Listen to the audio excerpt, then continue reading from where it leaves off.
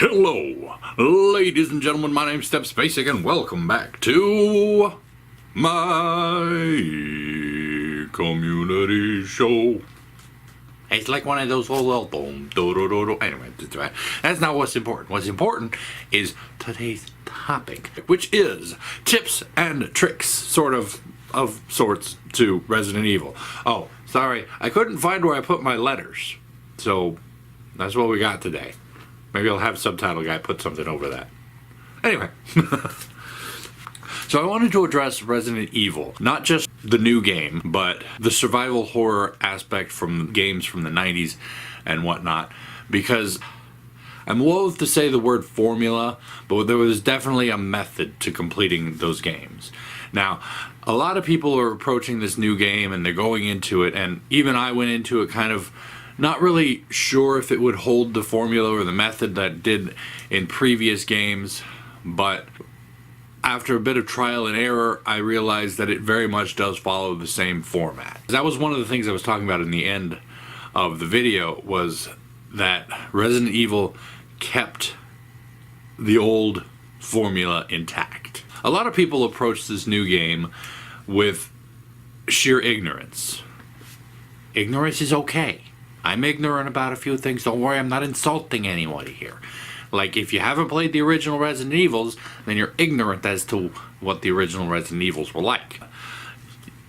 I can't explain how many YouTubers I watched who said, oh, well, I haven't played the original one, blah, blah, blah, blah, blah, blah. Oh, I haven't played the original one, blah, blah, blah. It's fine. It's not a bad thing that you haven't played it, but you saw a lot of mistakes. Now, starting out our tips and tricks video, we're going to address the situation of the world and the threats. So first of all, in any Resident Evil, you have your standard zombies. This is a staple of the Resident Evil series up until after 3. Resident Evil 4 is really when you stop seeing the standard zombies. They brought them back a little bit in 6, but only a little bit. But that is the world that you're in. You're in a world full of zombies. Now, from the first game to Code Veronica, and even a little bit beyond that, when they started to change the formula, the zombies were the weakest enemies in the game. Now, funny part is, with the remaking of 2, they added in the aspect where you can aim at their heads. Now, one thing I noticed quickly was that shooting them in the head was a waste of ammo. Now, we all know in zombie lore, destroy the head, you kill the beast. And this is always held true even in the Resident Evil games. That's the only surefire way to know if the zombies were dead. Now, back in the day, if they bled, they were dead. In this case, you can't really tell because they don't bleed anymore. Which, is actually kind of makes sense, because zombies, coagulated blood, etc., etc., they aren't going to bleed. But the only number one surefire way to guarantee that they would not be coming back was destruction of the head. Back in the day, on standard difficulty, normal difficulty, it would take about 8 shots to drop a zombie from your pistol. It was dead. That's the formula from the original game. And they carried it through into Resident Evil Remake with 8 shots to the head being a guaranteed way to pop their head. You can still kill them without shooting their heads, but essentially it's 8 shots to kill them. It varies by difficulty. You play it on easy, it's a lot less shots. You play it on hard, it's a lot more shots. And, that's basically what you gotta know. Now, of course, you got the lickers. Resident Evil 2 Remake made them so much better. Not only do you have the chilling aspect of their presence being there, but they really played up the sound sensitivity on them, and I love that, because back in the old days, it was supposed to be they were blind and they couldn't see you, but as soon as you enter a room, you essentially the lickers knew you were there and they went straight for you. I don't care if they were supposed to be, it didn't work out that way. Mr. X was a pain in the butt, but fairly predictable. To be perfectly honest, in my opinion, he was the best aspect of the entire game. Because in a survival horror situation, when you got so much pressure on, you get used to things really quickly. You get used to the zombies. You can shoot them, make them flinch, go around them. easy day. Mr. X, however,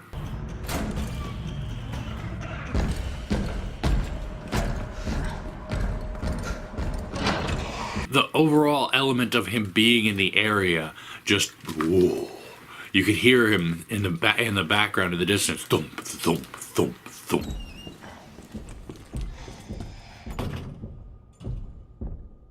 I'm like, oh, that is so cool. So it's like this omnipresent evil just lurking out there for you, and whoa, I loved it. The dogs, fast and agile, and more than likely going to make you miss a few times because of their stupid ability to run faster than you can aim. I say stupid ability, but that actually kind of makes sense because they're dogs and they're agile. But they are the weakest of the enemies in the game. Always has been, except for the crows, which we luckily didn't have to see in Resident Evil 2. That was the one good thing about the old style, is you didn't really have to so much aim as you just had to point in their general direction and fire. The dogs, while they are the weakest enemies, taking generally 3 shots to kill, they could easily tear you up.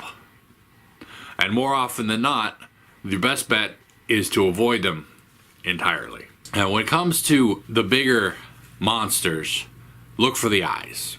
That's all you need to worry about. Just look for the eyes. I tested it out a little bit when I was in the sewer area on my playthrough with Claire, and yeah, basically it's just a waste of ammo to shoot them anywhere but the eye. I mean, even with my grenades, my acid rounds, blasting them, it didn't affect him. You have to break open the shoulder and then kill the eye. That's how you get them. Now, of course, you can still kill them without the eye, but that's their weak point, much like the head is for the regular zombies. So apart from them, we also know that we had the plant monsters back, thankfully, because I was hoping that they wouldn't get rid of them, even though they made them look so much better in the remake. Now, one thing to remember about the plant monsters is the only way to actually kill them is to burn them. Burn them a lot. Flamethrower, fire rounds, burn them.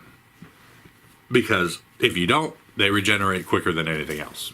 And of course there was the boss, but bosses are a bit of a separate element all in their own. Generally, in most of the boss fights, there's an elemental factor. But like I said with the rats, aim for the eyes. The first time you fight Birkin, you just essentially aim for the eyes and beat him down. That's what you got to do.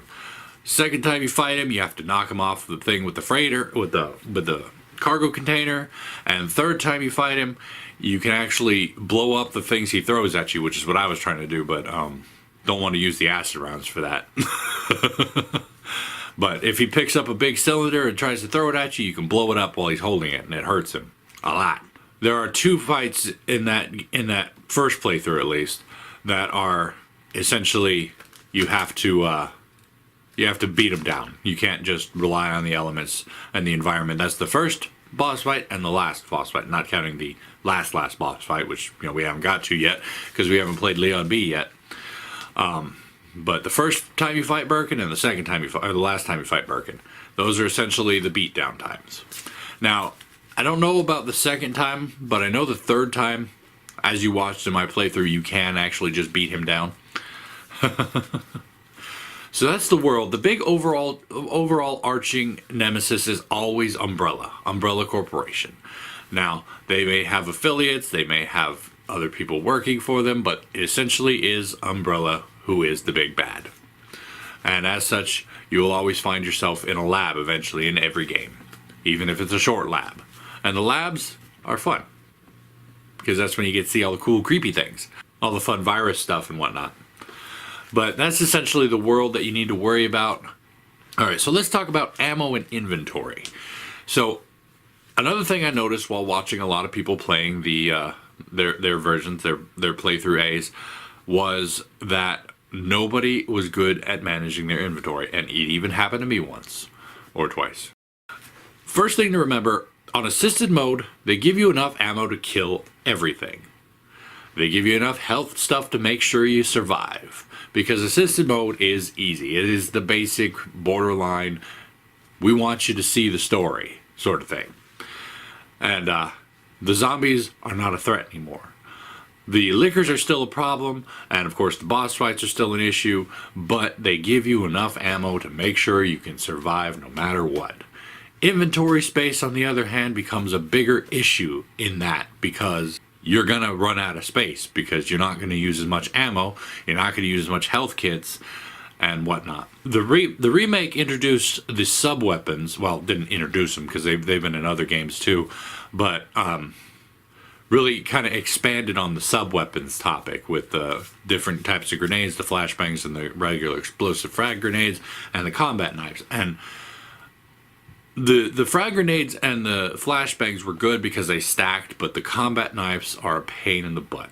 Now, I know there's an achievement for killing something with only a combat knife, and I intend to get that, but overall, I hated the combat knife. Now, I wanted to bring this one up after I talked about the world, because something you need to remember is you're going to go through a few places more than once.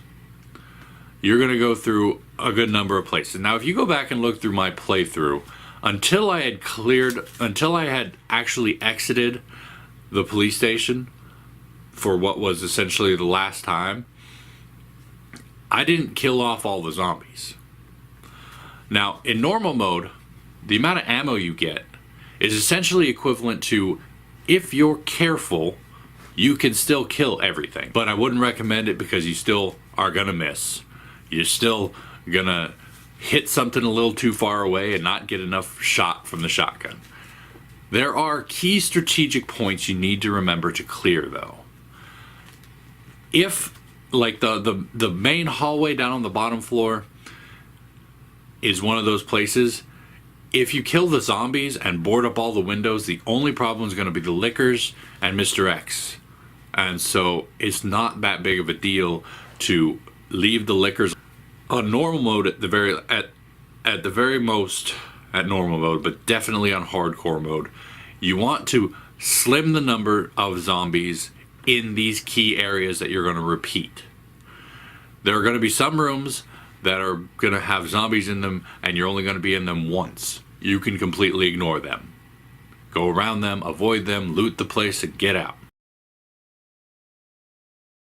When it comes to the ammo situation, you're going to get plenty of handgun ammo. Like, I finished the game with friggin' 60 rounds of handgun ammo. 3 spark shots. Another thing that the remake introduced was the structural damage to the zombies, which I loved. Now, you don't see it on the bigger ones, like the Lickers, the Cerberuses, the Mr. X's and whatnot. You don't see the structural damage, but with regular rotting zombies, blow their legs off, disarm them, literally, shoot them with the shotgun, and they tear in half. That makes them so much easier to deal with. If you do cut them in half, pay attention to where you left their bodies. Pay attention to where their bodies are, because you don't want to accidentally run over one of them that you cut in half and be like, oh, well, darn it. In assisted mode, much like I said, you're going to have way too much ammo and not enough space for it, so I recommend keeping only one stack. Only one stack of ammo. Like for the handgun, it stacks to 60. For the rocket or the grenade launcher, it stacks to 10, etc. Keep only one stack on you at any time. With Claire, I would recommend not even keeping both of her guns, to be honest.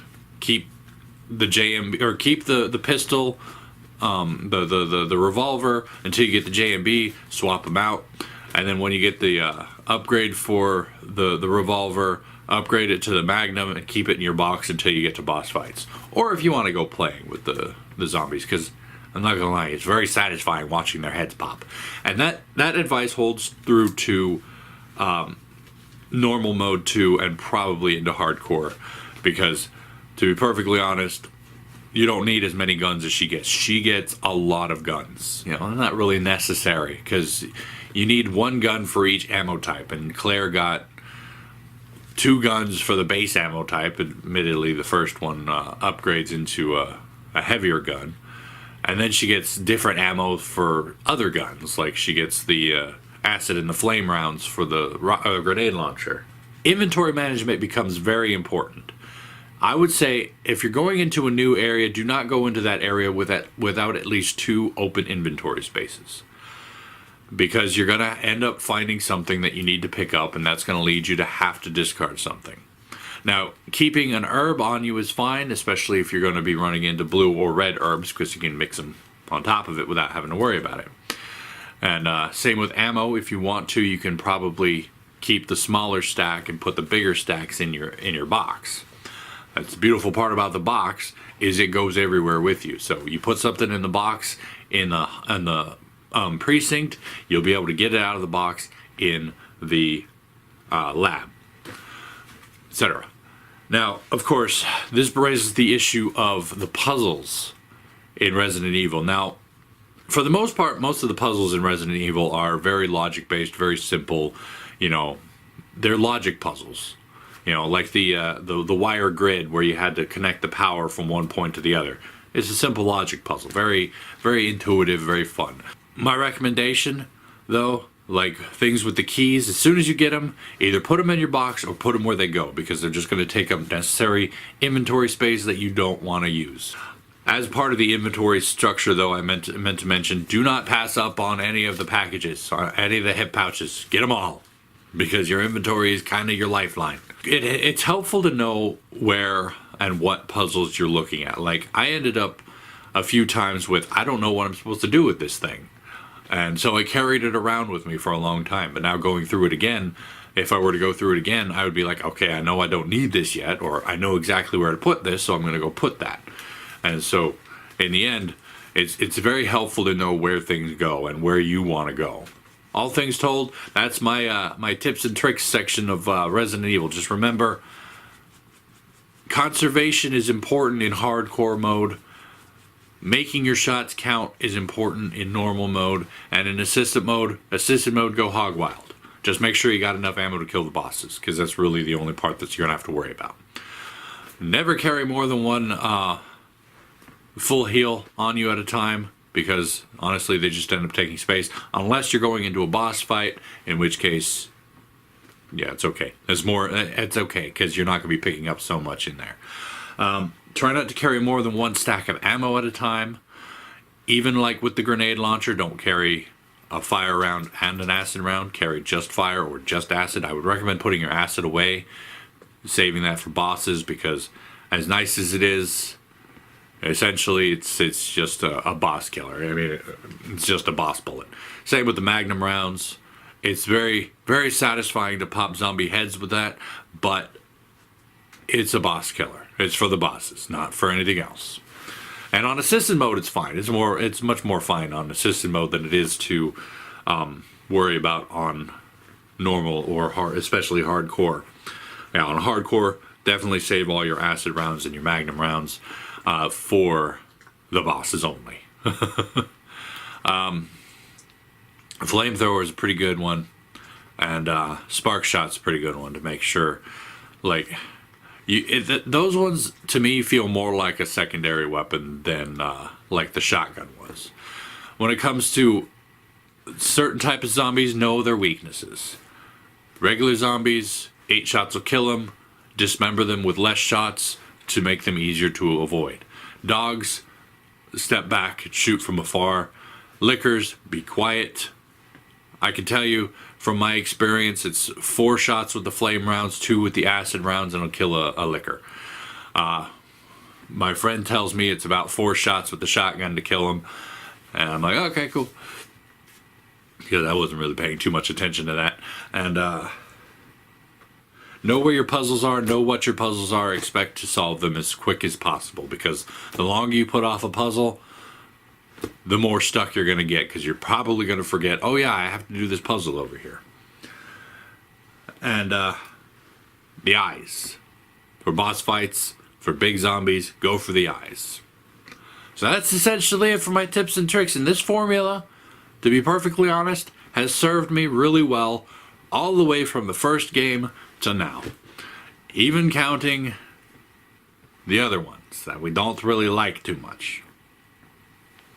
Now, admittedly, when 4 came out, they kind of stepped away from the whole survival horror and started going more to adventure shooter games. And unfortunately, they kept a lot of the survival horror aspects, which meant less ammo, but then started throwing out the the adventure shooter game aspect, and you're like, come on, man, pick a lane.